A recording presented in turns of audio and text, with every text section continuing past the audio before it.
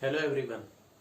Today I will explain you the concept of acid rain. The term acid rain was first coined by Robert Argus Smith in 1872. Remember this, in 1872. Now, before understanding the concept of acid rain, we should know what is normal rain. So the pH of normal rain is about 5.6 to 6. The pH of normal rain is about 5.6 to 6. So this pH is already in the acidic range, as we know that if pH value is less than 7, then that solution is acidic in nature. So the normal rainfall, the pH value is about 5.6. Remember this. So this acidic value of normal rainfall is due to the presence of carbonic acid. Due to the presence of carbonic acid, H2CO3 in normal rain. As we know that in atmosphere carbon dioxide is present, and this carbon dioxide reacts with water and form the carbonic acid. So the natural rain, normal rain, that is already acidic in nature. But if due to the presence of more acidic components, for example H2SO4, HNO3 in rain, then the rain is acidic in nature, and pH of that rain as low as 2.4 means that the pH of acid rain may be up to 2.4. This means that this is very acidic in nature. So this is the concept of acid rain. Sometimes acid rain is also known as unseen plague. Plague is a disease. So unseen plague means, because the consequences of acid rains are so many consequences. It degrades ecosystems, loss of aquatic animals. So that's why we call acid rain as unseen plague. Now let us understand the forms of acid rain. What are the forms of acid rain?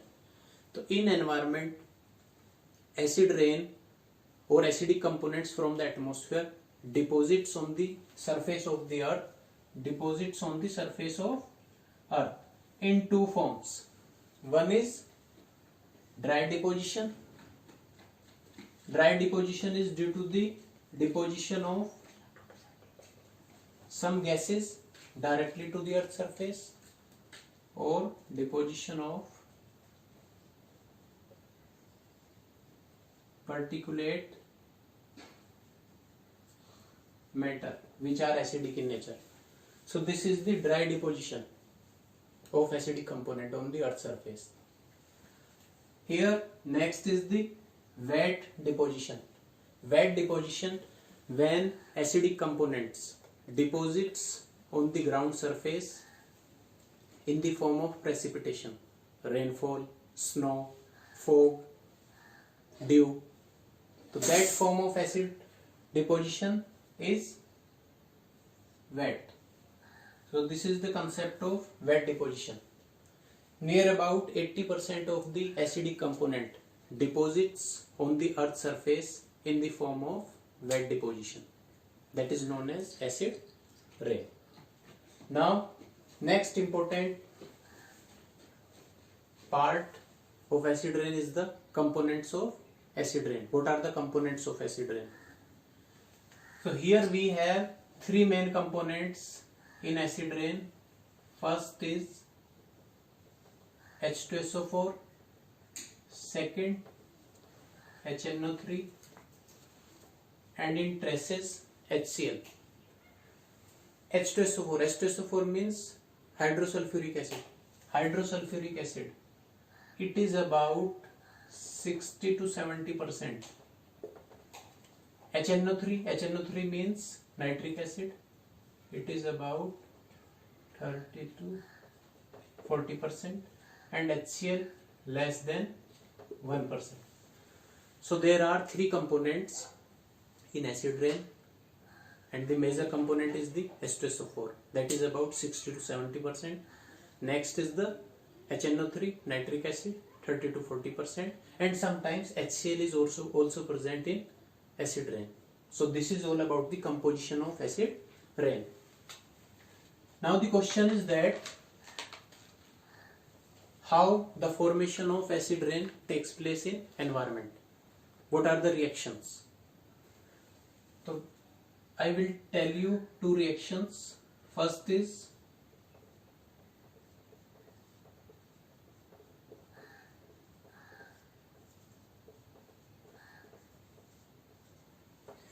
when oxides of sulfur oxidizes in the presence of oxygen and reacts with water. All three components makes in the presence of sunlight H2SO4. So this is the first reaction for acid rain formation. Second, when oxides of nitrogen oxidize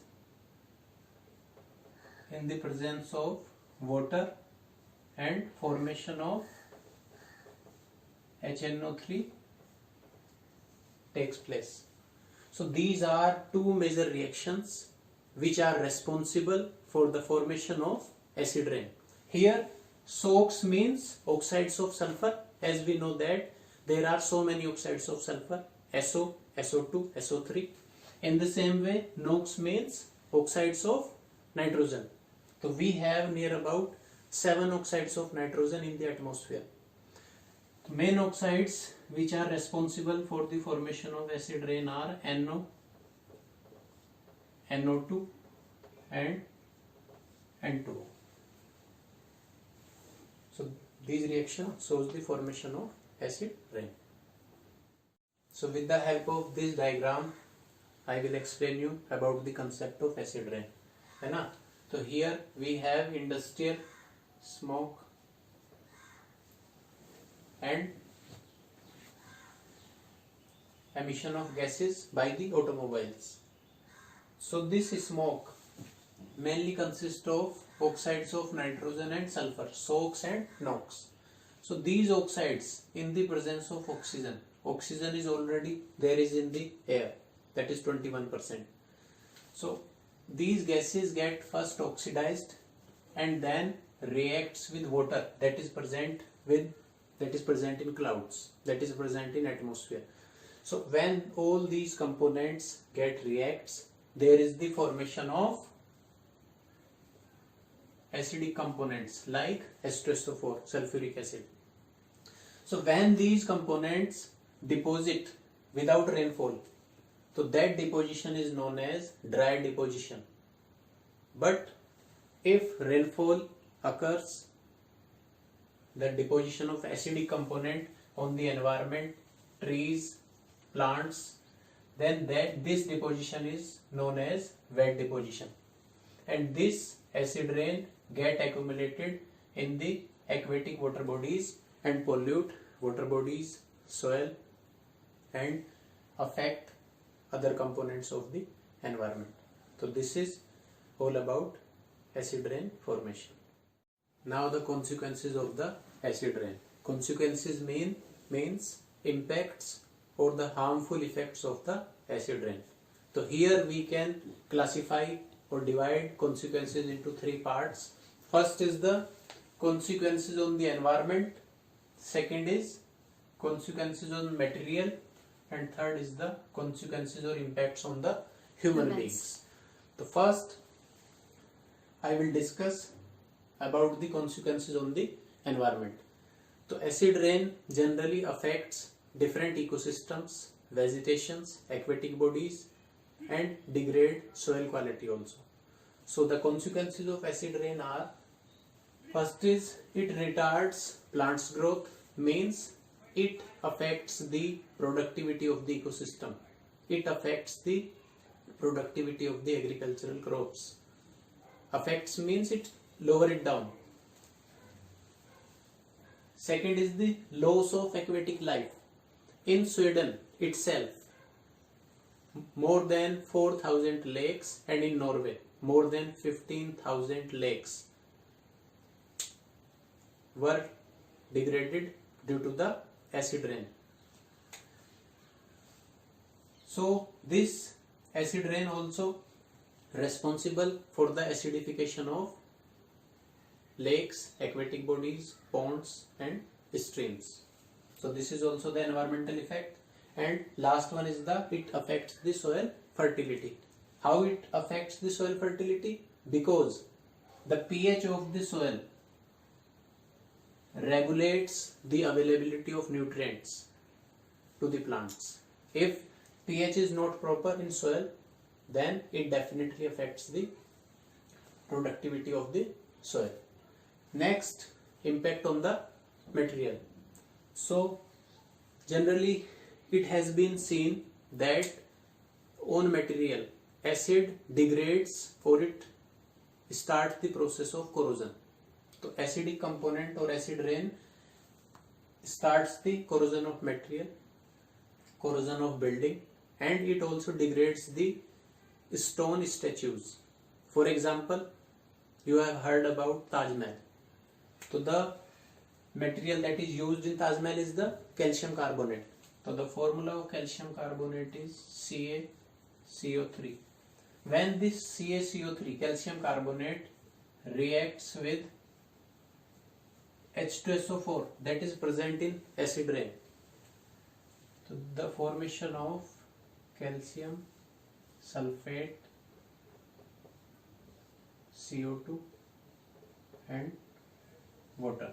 So this reaction shows that how sulfuric acid corrode calcium carbonate of the Taj Mahal, and this calcium carbonate get converted into calcium sulfate. So in the same way, acid rain degrade and corrode different materials. So this is all about the degradation of material. Now on the other hand, the consequences on the humans are very limited, because during rainy season we are inside the buildings or using cars to travel from one place to other place. So that's why on humans the impacts of acid rains are very rare. But some of the consequences are respiratory problems, headache and some skin problems. So this is all about the consequences of acid rain. Now in this last is the mitigation. What are the mitigative measures? How we can minimize the problem of acid rain? So we have two options. The first option is minimizing the emissions of sulfur dioxide and oxides of nitrogen. So how it could be possible? What are the ways? So we have two ways. First is the desulfurification.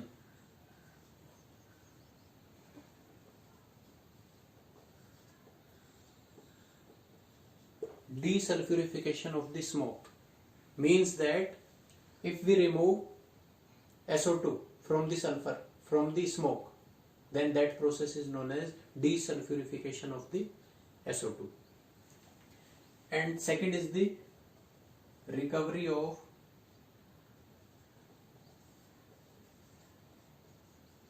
H2SO4, recovery of H2SO4 from smoke.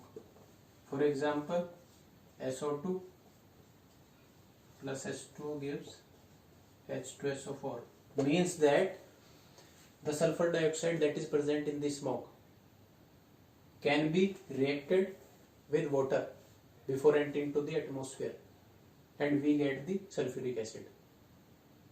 So this is the option. And second solution is the use of alternate sources of fuel.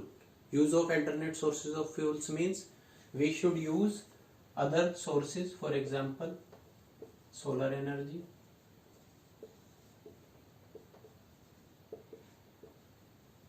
biomass energy, hydrogen energy, which generally does not emit sulfur dioxide. So instead of fossil fuels, we should use other sources of energy. So in the last, I just want to conclude that if we want to minimize the problem of acid rain, we should minimize the emission of knocks and soaks from the smoke. Thank you very much.